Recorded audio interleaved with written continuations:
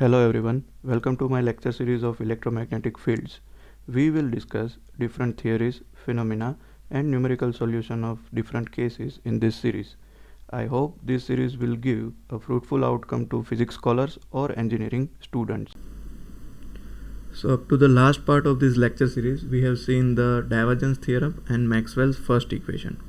In today's video, we are going to discuss the work done on charge, then potential difference, the potential difference due to point charge and potential due to multiple charges. So from this topic onwards, we are going to discuss the work, energy and the concept of potential. So let us begin.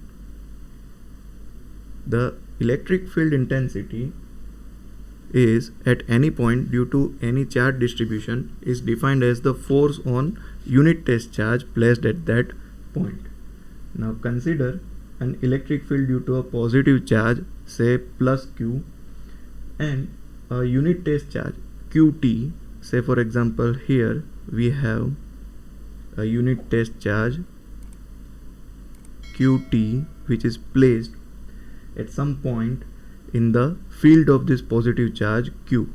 Here plus Q is a charge which has a field intensity E bar around it, and some test point charge Qt is placed at any random point.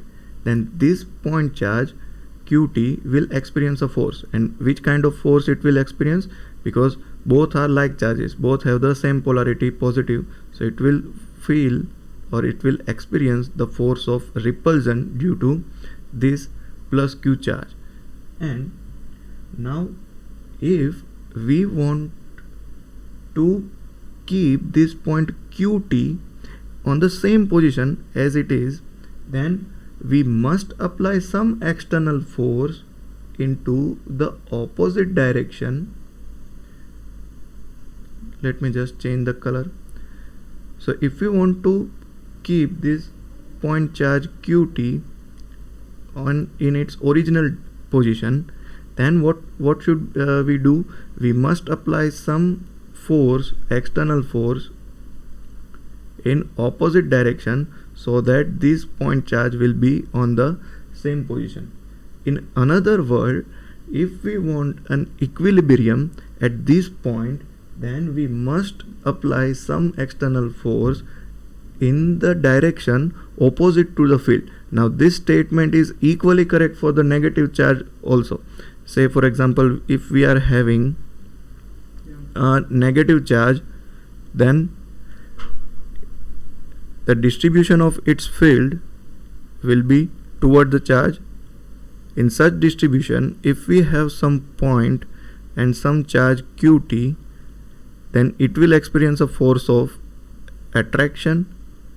And if we want to keep this test charge on its original position, then we must apply some force in equal amount and opposite direction to this Coulomb force. Fine. So in this case also we are doing work in the opposite direction of field. Fine. So this is not just for the positive charge distribution, it is equally applicable for the field of negative charge distribution as well. Now the force it will experience over here, we can find this force by the Coulomb's law. Either we can use the equation K Q into Qt divided by R square R caret Newton, or we can also use the equation Qt multiplied by intensity. So both are correct expression. And if we want equilibrium, then F applied. In this case, the magnitude of force will be same, that is Qt into E bar, but the direction will be opposite. As you can see, the force must be applied in the opposite direction of field. So negative of Qt into E bar. Here negative sign indicates that our force or external force is being applied in the opposite direction of field. Fine. And the definition of work, say for moving this charge into very small amount, say we are moving this charge into dl amount, then the small work done dw can be written as F applied into the displacement. Here the displacement is dl. So we can write dq is equals to negative of qt, or say F applied, E bar dot dl bar. So here is our work done on a test charge qt to move it through a small length dl in opposite to the external electric field. Fine. Now if for any charge distribution, say I have a point B over here and some point A over here, and if I move some charge qt from this point B to point A in this direction, so here I am having charge qt, that is test charge, and I am moving this charge from this point B to point A, then what should be the work done? So for that I will integrate the previous expression that we have got, that is integration of dw, that is small work, and what will be the limit of integration? Initial point to final point. Okay, so lower limit will be initial point and upper limit will be the final point or final position. Okay, so we can have integration from B to A. Now in place of dw we can write negative of qt E bar dot dl bar. Now qt being constant, it will come out from the integration, and the final expression for the work done will be negative of qt integration E bar dot dl bar. Here as you can see, the work done is a scalar quantity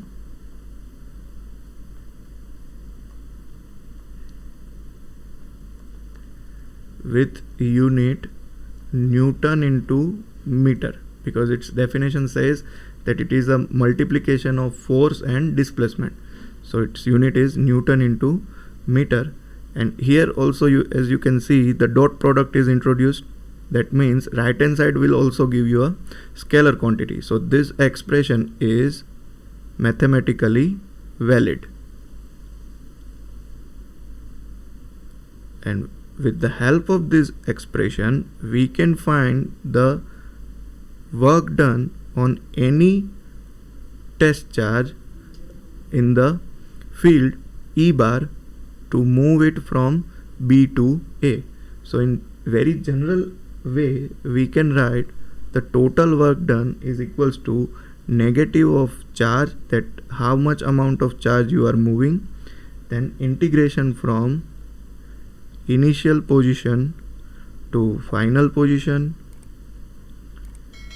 So here also we need to adopt some coordinate system for accurate calculations. Fine. And the unit of work is also a joule. So if you write joule, it is fine, or you write Newton into meter, both are correct unit. But generally the work and energy both are expressed in joule, so we will adopt this convention. Now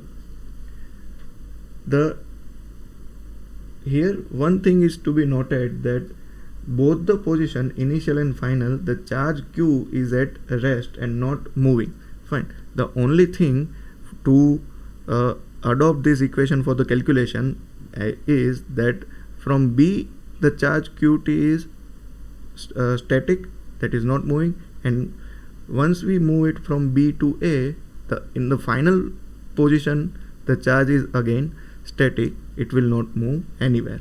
Fine. And for this condition only we can use this expression. Now moving further, for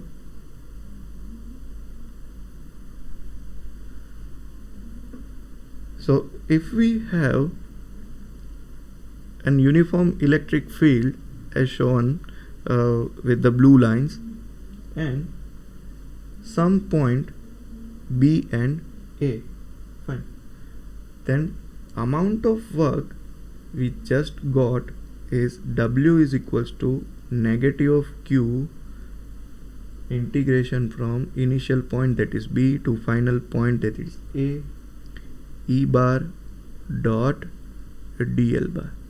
So what is the procedure to calculate the total work done? So let us discuss, because here the line integration is introduced. So let us quickly revise. So first we will choose an arbitrary path from B to A. So let us say this white path is very random and arbitrary path from initial point to final point. Then we will divide the path into small segments called differential lengths. So now we are going to divide the path into small segments. So I have divided the path in 10 total segments, as you can see, dl1, dl2 up to dl10, and all these segments are called differential lengths. The third step is to find component of E along each segment. So the component of E bar along each segment. So for that, what can we do? We can have the direction of E, say for first segment, for direction of E is quite like that. This is the angle between E and dl1, fine. So doing the dot product between these two vectors, we will find the component of E in the direction of dl1. Again, coming at this point, some angle will change, fine. So let us say theta 2, fine. Again we will perform a dot product for these two vectors. Coming over here, we will again perform some dot product. So depending on the theta, we will have the different values of the component of E bar along each segment, fine. So for each and every segment, we will determine the component of field intensity, and in final we'll add all the component and multiply the result with total amount of charge. Say for example, we are going to move Q amount of charge from point B to A under the field E bar. Then this is the procedure to find out the work done, fine. So following these steps, we can write W is equals to negative of Q. Here negatives indicates that the work done is to be in the direction opposite to field, fine. Negative of Q into E1 bar dot dl1 bar plus E2 bar dot dl2 bar plus up to plus E10 bar dot dl10 bar, fine, because we have divided the path into 10 differential lengths. Now here E1 bar equals to E2 bar equals to, because as you can see our field is uniform, so all 10 components of field are equal, and let us say it is E bar, fine.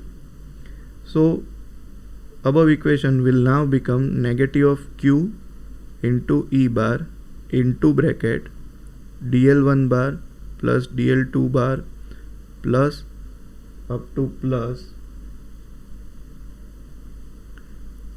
dl10 bar. Now as you can see, if we add this differential length, then the resultant of this vector addition is nothing but the distance vector from B to A. So let us say that distance vector is capital LBA, fine. So we can write negative of Q E bar dot LBA bar. So this is how we can calculate the total work done on charge Q to move it from point B to A in the field intensity E bar. Now we can see that the work done depends on the value of Q or amount of charge, the magnitude of intensity, that is modulus of E bar, and the amount of distance or the value of distance. Fine. But it does not depend on the path joining the final point and initial point.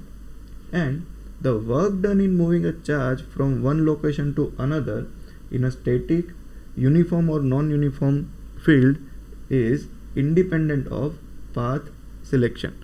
So this statement here wants us to understand that this thing, now if we can we have a choice, then we can also move from B to A in this manner. So first I move from B to some point C over here, and then I move from C to A in this way, becoming a right angle triangle. Fine. So this is also a possible path to move any charge Q from B to A. Now what will happen here? On the path BC we have some angle θ1, fine, and here at path CA we have some angle, say θ2, fine. So for both the angle, first we will integrate E bar dot dl1 prime. Let us say this length is dl1 prime, fine, and for this length, which is dl2 prime, so we'll again consider E bar dot dl2 prime, and we'll add these two terms, and whatever we'll get, we'll multiply it with Q, which will be W, and these two W will always be same. So the thing is, whenever we are moving any charge from any initial point to some another point, then the amount of work done is only dependent on the position of both the points, not the path that we have selected. Fine. We'll show a very good example of the same thing afterwards, but the property of such field is called the conservative field. Fine. Because in whatever field we observe this kind of characteristic, we say that such fields are conservative. So let us have some important observation. So when the moment of the charge is against the direction of field, then the work done is positive, which indicates that external force has done the work. So here, as you can see, we are in this case we are moving the charge in the direction of a field, not in the opposite direction to field. Fine. So for this case, when the moment of the charge is in the direction of field, then the work done is negative, which indicates that field itself has done the work. So as you can see here, Q charge is being moved in the direction of field. Okay, so the work is done by the field itself. Okay, so if we calculate the total work done by this equation, then we'll always have the negative answer. Fine. And negative work done means the field has done the work. If we got the answer as positive by solving this equation, then we can say that the work is done by any external force. Third observation is the total work done is independent of the path selected between 2 points, but it only depends on the position of initial point and final point, that is B and A. Fine. And this is the condition for conservative fields.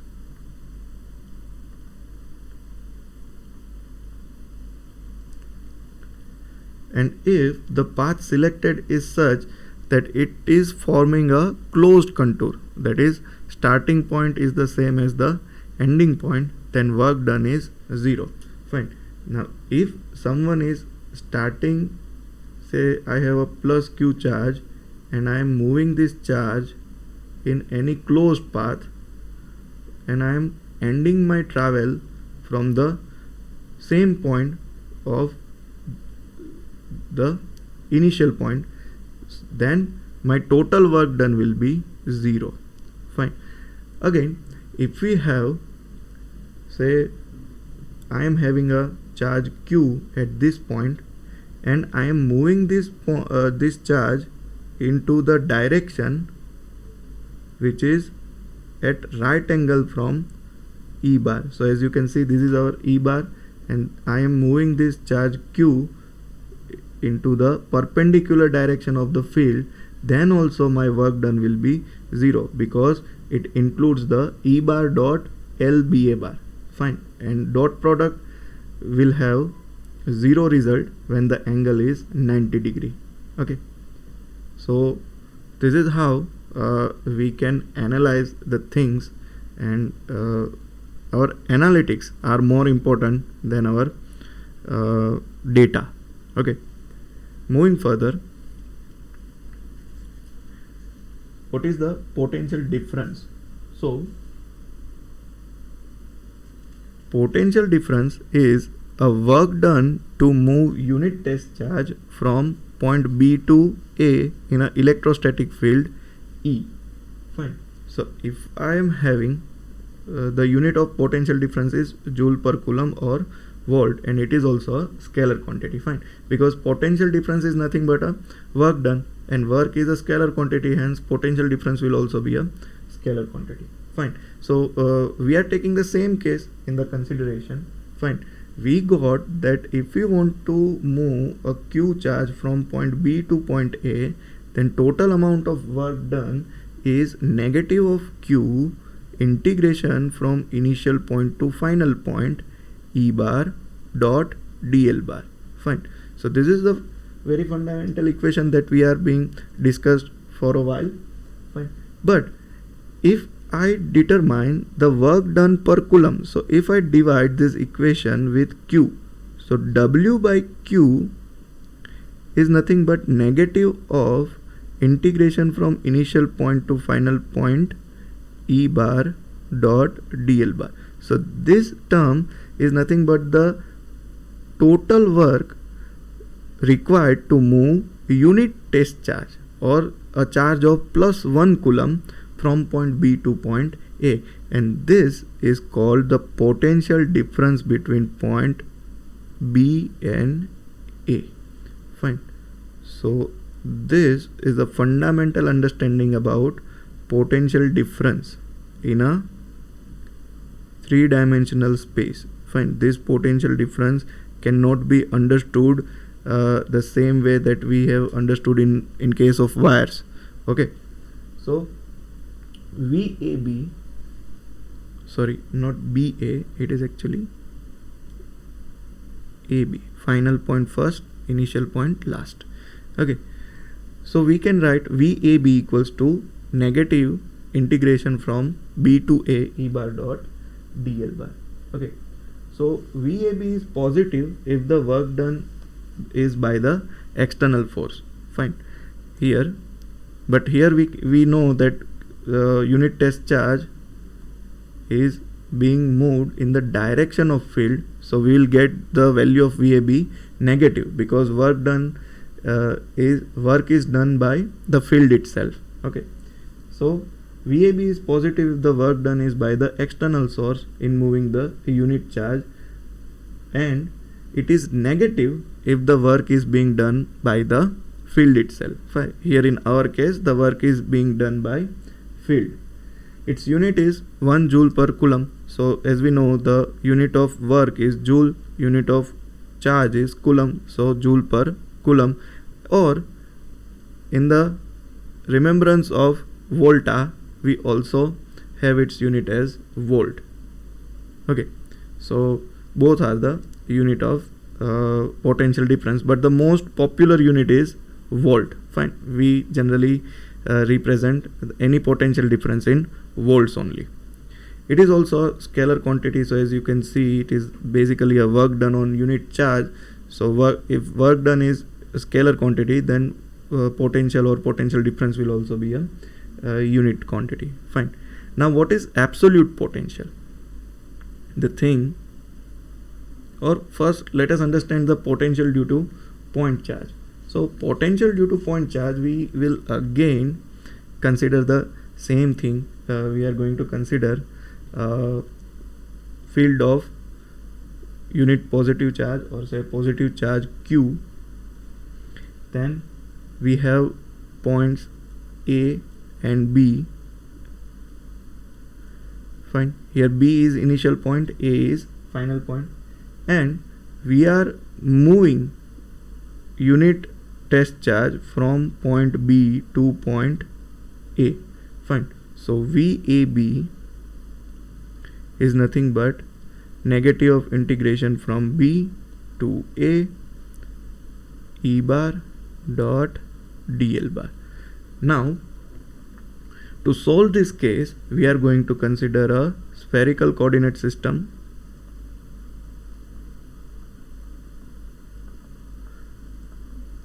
Why spherical coordinate system? Because a positive charge will expand its field in a spherical way. Fine. So its equipotential surfaces will be spheres.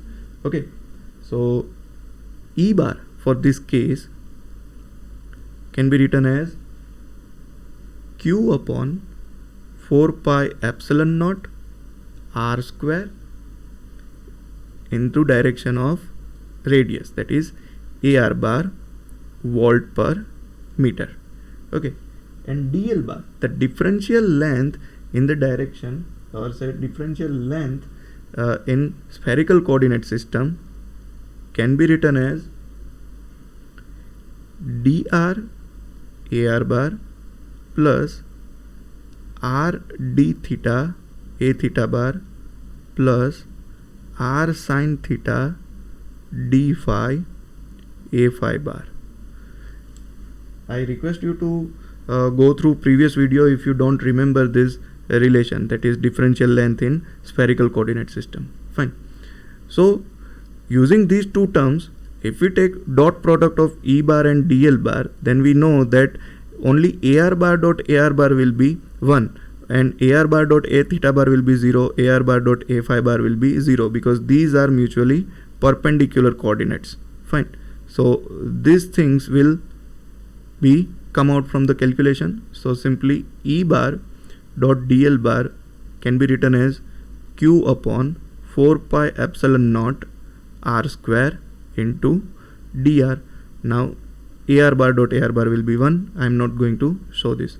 So the potential VAB can now be calculated as from, so here point B, we can say that point B is at a distance RB and point A is at a distance RA. Okay. So this is only for the integration limit, nothing else. So I am taking RB and RA, Q upon 4 pi epsilon naught 1 upon r square dr. So Q, 4 pi epsilon naught, all these are constants. So it will be come out from the integration, and we will have VAB is equals to negative Q upon 4 pi epsilon naught integration from RB to RA 1 upon r square dr. Now integration of 1 upon r square with reference to r is nothing but minus 1 upon r. So we will have our equation as negative of Q upon 4 pi epsilon naught minus 1 upon r, lower limit curly RB and upper limit is curly RA. So solving this, we will have Q upon 4 pi epsilon naught 1 upon RA minus 1 upon RB.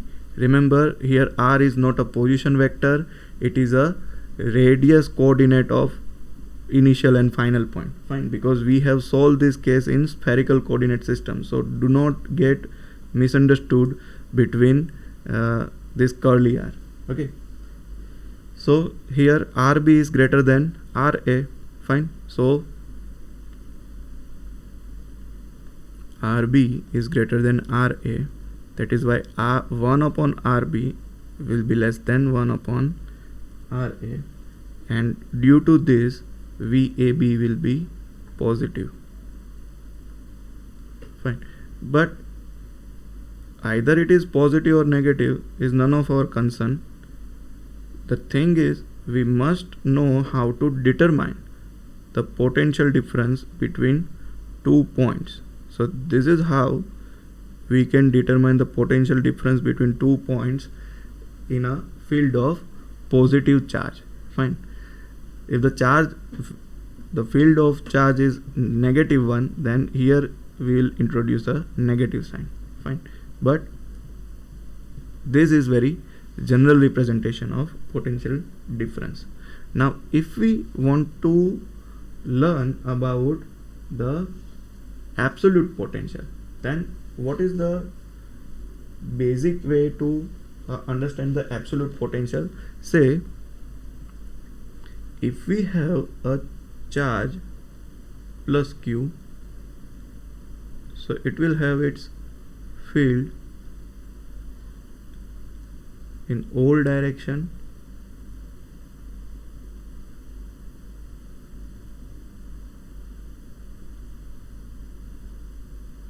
now.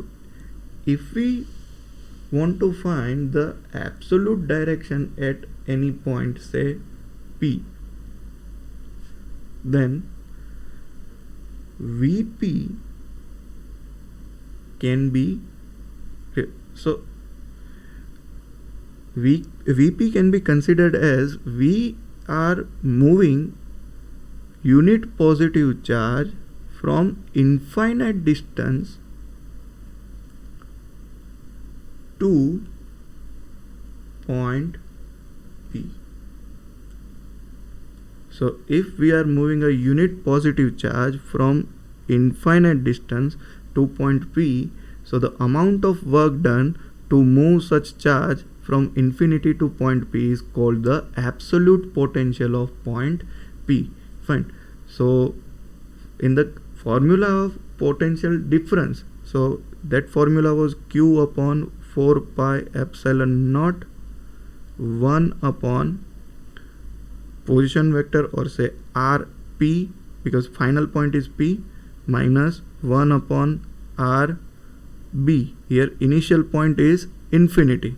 Fine, so RB is, so let us say we are writing the same equation over here that we have derived in last slide. So 1 upon RA minus 1 upon RB. Fine, so RA is the radius coordinate of final point. Fine, here final point is P, so RA is nothing but RP. Fine, RB is a radius coordinate of initial point. Here initial point is infinity, so RB is equals to infinity. Putting this 2 in this equation, we will have Q upon 4 pi epsilon naught 1 upon RP minus 1 upon infinity is 0, so we can have the only thing remaining as 1 upon RP volt. Okay, now say there is another point M. So absolute potential at M can also be determined with the same logic that we are moving unit positive charge from infinite distance to point M in the field of plus Q. Fine, so Vm can be determined as Q upon 4 pi epsilon naught 1 upon Rm. Now the potential difference between point P and M can be calculated as Vpm is equals to Q upon 4 pi epsilon naught 1 upon Rp minus 1 upon Rm, which is nothing but Vp minus Vm. So potential difference is nothing but the difference between the absolute potential of final point and initial point. Fine. So this is how we can understand the absolute potential at any point. Fine. Moving further,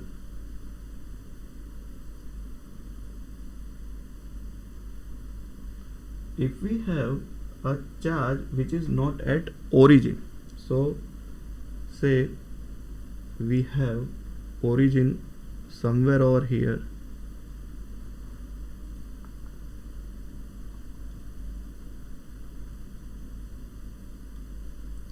and our charge is placed at this position, and we need to find a potential on any arbitrary point, say over here at point A. Fine. Then what will be the procedure now?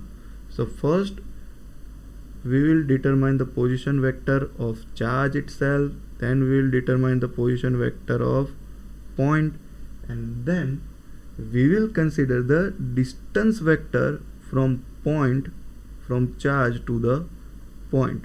That this is the same thing that we have already considered while we are calculating the force using Coulomb's law. Okay, so for this case VA will be Q upon 4 pi epsilon naught modulus of, let us say this is R and this is R prime and this is our R. So position vector of point A, that is R, minus position vector of charge, that is R prime. Now this is nothing but the magnitude of this distance. Fine. This is R minus R prime. So if our charge is not placed in the origin, at that time we are going to consider the distance between point at which the potential is to be calculated and the location of charge itself. Fine. Similarly, if we want to find the potential at any point due to multiple charges, then again being the nature of this charge distribution very linear, we can apply the principle of superposition. So we are considering 3 different charges, and these are the position vector of all 3 charges, and we want to determine the potential at point P. Fine. And R bar is the position vector of point P. So we can first determine the distance vector of point P from each and every charges Q1, Q2 and Q3. Then this is just for your reference that these will be the direction of field intensity due to charges Q1, Q2 and Q3 respectively. The potential over here, say Vp1, that is potential at point P due to charge Q1, will be Q1 upon 4 pi epsilon naught into 1 upon modulus of R bar minus R1 bar, which is nothing but R1P. Fine, which is nothing but R1P bar. Similarly, Vp2, that is potential at point P due to charge Q2, is negative of Q2 because Q2 is negative charge, so we cannot neglect the negative sign. We must keep it along the magnitude, that is negative Q2 upon 4 pi epsilon naught 1 upon modulus of R2P, which is nothing but modulus of R bar minus R2 bar volt. And similarly Vp3 will be equal to plus Q3 divided by 4 pi epsilon 0, because Q3 is a positive charge, multiplied by 1 upon R bar minus R3 bar volt. Now the total potential at point P, Vp, is nothing but Vp1 plus Vp2 plus Vp3. So we can write 1 upon 4 pi epsilon naught Q1 upon modulus of R minus R1 bar minus Q2 upon modulus of R minus R2 bar plus Q3 upon modulus of R minus R3 bar volt. Or if we have n number of charges, then we can find Vp in a very general way. We can write summation of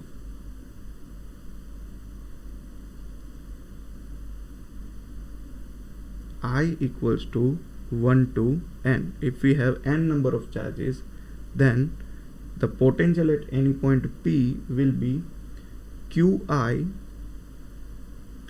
divided by 4 pi epsilon naught into R bar minus Ri bar. So this is the general equation to determine the potential at any point P due to n number of charges. Fine.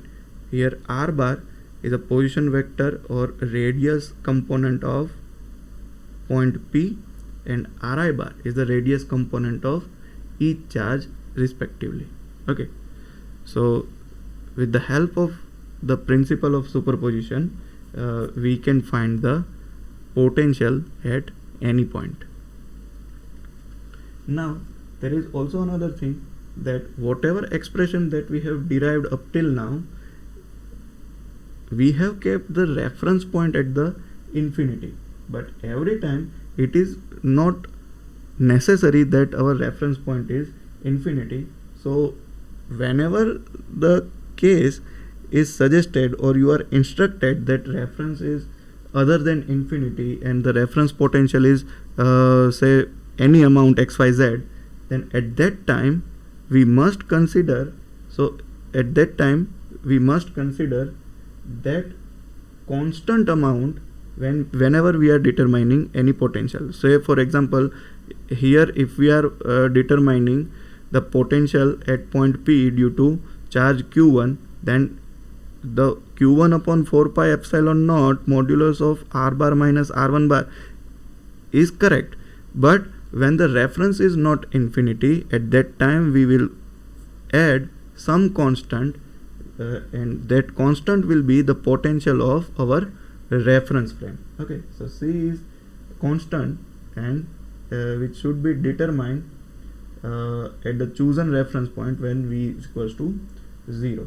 Fine. So this is how this is the most general form of potential. You know, this form is the most general form in which your reference may not have the zero potential. Fine. If your reference is having non-zero potential, then you must consider that non-zero thing into your calculation. Thank you.